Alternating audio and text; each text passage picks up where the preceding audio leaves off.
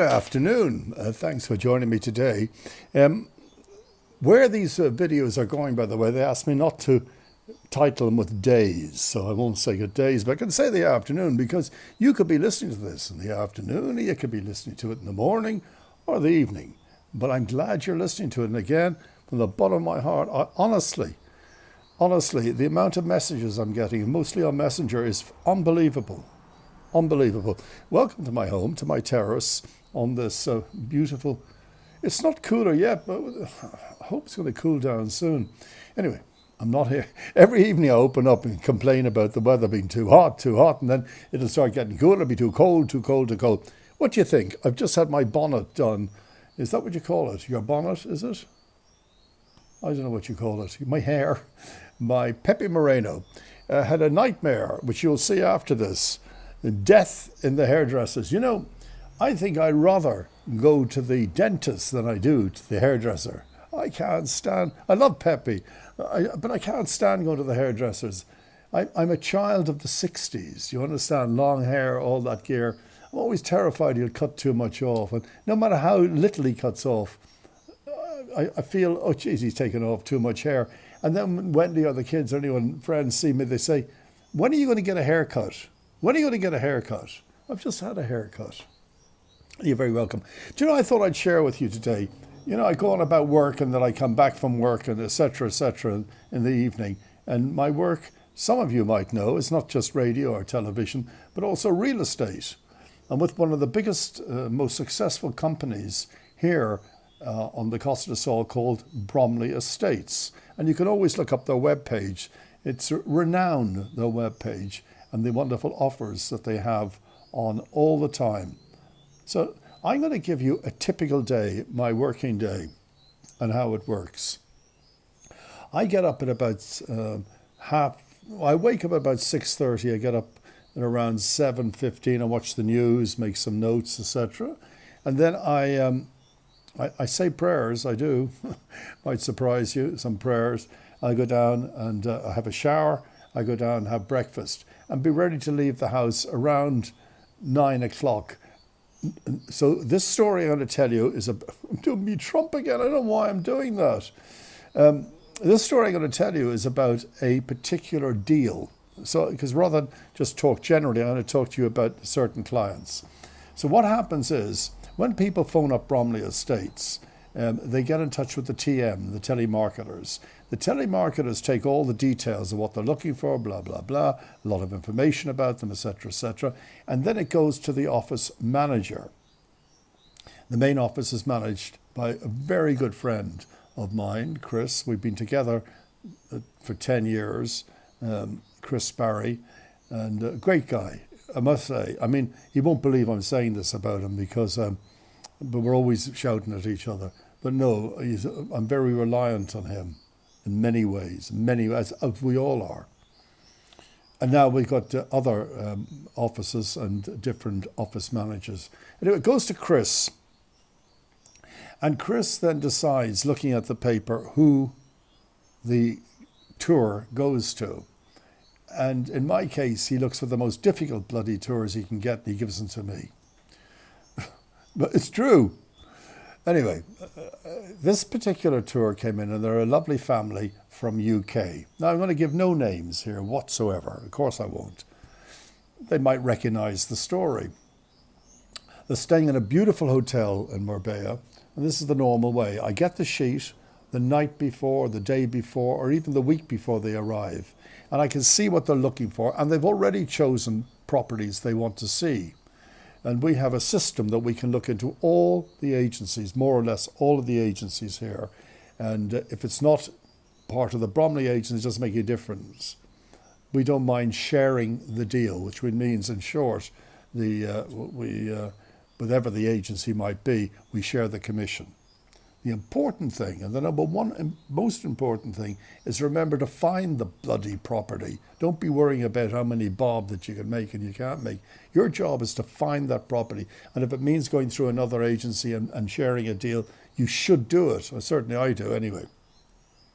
So I have the sheet in front of me and I'm taking the particular deal, and they've chosen 3 or 4 properties to see.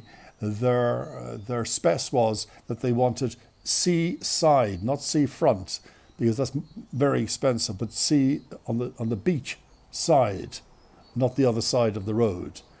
And they picked about 3 or 4 properties. So I picked them up, I met them in the hotel, and very, very, very nice people. I'm very lucky, with some of the people, very charming people. And we have what I call a discovery. That means we sit down, we have a coffee, so I can get to get inside of what they're looking for. And all I always tell people who are going into this business, one of the most important things in this business is connection. Once you connect with your client, things become much easier because you begin to understand them. You understand not only what they're looking for, but the sort of lifestyle they're looking for, whether they want to be near restaurants, whether they want to be near the hospital for the reason they might be elderly, whether they want to be near the beach side, whether they want to be in certain areas. There's so many areas. You can imagine from Malaga all the way to Gibraltar. You've got Torremolinos, you've got Benalmádena, you've got Fuengirola, you've got then coming to Marbella, you've got Elveria, you've got so many areas into Marbella town, coming out of Marbella, then you've got what we call the Golden Mile, brings you to Puerto Banús. From Puerto Banús, we go to San Pedro. You probably don't even know what these areas are, but we try to boil it down to what I call discovery. I normally phone my clients anyway before they leave, and they love me before they even leave. So we go in and we meet them, and I always love that. You're driving down early in the morning to meet new clients, and you're wondering, what do they look like? What do they sound like? What's their style? What age are they? This sort of thing. And I'm always surprised. The ones that sound older always look younger, and the ones that sound younger always look older. And anyway, I meet the clients, and we have the discovery of coffee, and off we go in my car. And sometimes clients follow your car, but I don't like that because I like to chat to them. God love them. Could you just imagine when they're in the car with me? So we go in to see the first property, and then I say, because they're not going to say it. These are such people. Some people are very polite and they don't really. But I try to get them. That's the importance of connecting. I try to get them to open up and say, "Come on, give me the upside and downside. We liked when we didn't like the windows, or we didn't like the flooring, etc." So you begin to understand what they're wanting for. These particular clients, the story I'm telling today, I couldn't really find anything. They had quite a big budget. I couldn't really find anything that what I call always the wow factor. Means when they walk in, they go, wow. But they wanted beachside. So I decided that I'll show them something which I like very much, but it's not beachside, it's the other side of the road. Mind you, when I say the other side of the road, in a car, 3 minutes to the beach, or 4 minutes to the beach. So I brought them there. I said, look, guys, I'm really sorry, but at least I want to show you this particular property. And they came in. Wow. They loved it. They loved it. They loved it. All of them. I mean, I'm talking about father, mother, and one of the children. They loved it. 2 of the children. I might say children. They were grown-up children. So I said, fine. The price was within their budget. But it so happens, and I don't like this, the owner was there. So I was with the owner's agent. He was showing me around. And the owner was there. And the agent warned me this. He said that the owner, there's always a side, there's always a catch when you're out in this business. The owner has a friend coming over on Saturday, so this day maybe was Tuesday. And if the friend likes it, he's going to sell it to the friend. And the reason being is normally the agent, the cost to the vendor, to the agency, the buyer, sorry, not the vendor, the buyer, very important, is 5%. So it's a lot of money. But when his friend comes over and he's going to buy it, there's no, obviously, direct to him. And he was coming over on Saturday. I said to my clients, I didn't like this at all. I didn't like this was sort of playing a game, I thought. But I said to my clients, offer the full asking price and see if we can get it done then. So they did. They said, no problem, we love it so much. So they offered the full asking price, and still the owner insisted to wait till Saturday. I said, fine. And they really loved it. They would keep saying, God, Maurice, do you think we'll get it? And I said, I hope we'll get it. I hope we'll get it. So meanwhile, we did it's not exactly a contract, it's like a letter of intent, which is all subject to like searches and due diligence. So we did a full contract of an offer contract is the best way to put it. So we had everything in paper. So he knew, his agency got a copy of this. It's all done. So they knew he had a buyer here. But just this guy was risking between now, Tuesday and Saturday, whether we might find something else. He was being, when I say, if you got a buyer at the asking price, take it. Anyway, no, he insisted. So it was a bit nerve-wracking. And of course, the mother was going, Maurice, what do you think? I said, look, I can only hope. Saturday at around lunchtime, I got a phone call from the agent, his agent, who said that good news and bad news. I said, really? What's the good news? The good news, his friend is not buying. Really? And what's the bad news? The bad news is he wants to up the price. And I said at that point, stop. Stop. Pick up the phone the owner, and tell him to get lost. I'm not going to be gazumped. I'm not going to play this game. We're out. I never told the buyer this. I'll put the phone down. It must have been about 20 minutes later he phoned me back and he said, okay. And I said to him, I am disgusted. This is no game. We offered the full asking price. He said, okay. He said, right. He'll take the offer. But he said he's got a few friends. I said, don't start with your friends. Nobody has some people. If he has people interested, reject our offer and go running after them. No. What he wants is he wants the deal closed quickly by the end of the month. And that's 18 days from the minute this is happening. Now, normally when you're buying a property, the lawyer, after you sign the offer contract and it's been accepted, the lawyer will do what's called searches and due diligence to make sure everything's correct, the licenses are all correct, the permissions are all correct, this is correct, that's correct, everything is correct. And that takes about 2 weeks, normally 14 days.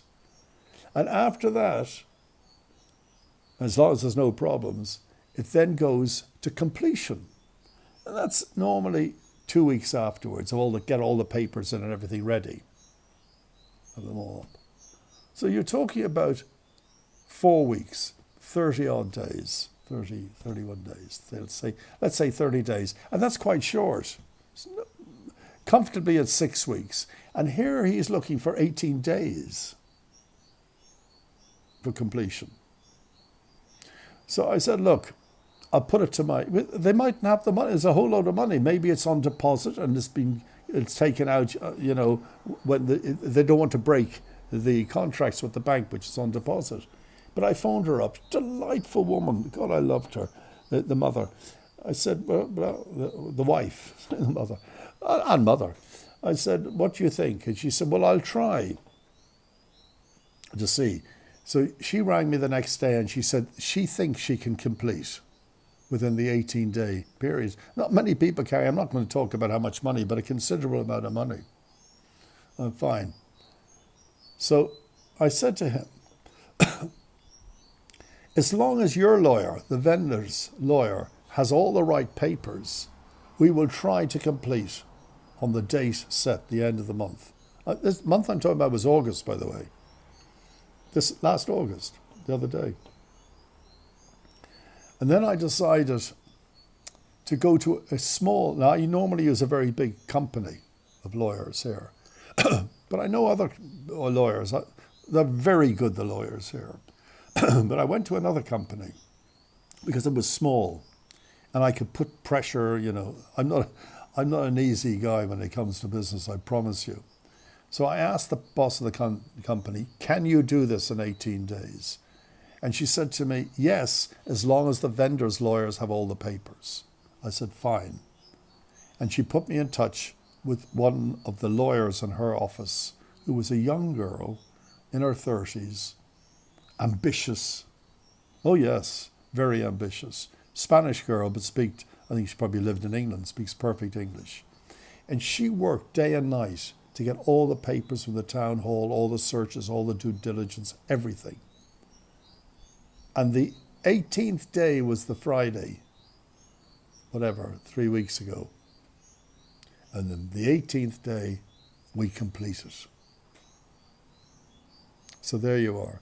That's just, is that a typical deal? It is a typical deal. I tell you, a non-typical deal is you pick up a client, they see a property, say, let's go and buy it, you sign it up and it's all done. That's not a typical deal. There's always work to be done. I don't think people appreciate the amount of prepping before a client comes. I don't think these properties are all going to be found. The clients have got to be registered with the agent, whoever the other agent might be, unless it's one of our own properties. So they've got to be found. The dates have got to be arranged. Sometimes when everything is arranged, and so let's say the client is coming from England or Norway or wherever, and the client is coming over in 4 days' time, all of a sudden you get a call from one of the agencies you booked the properties for and said, Maurice, we're very sorry, it's sold. So now the tour that goes from 10 o'clock for the first property, 10:45 for the second property, 11:30, 11:15 for the third property, that third property's gone, it's sold.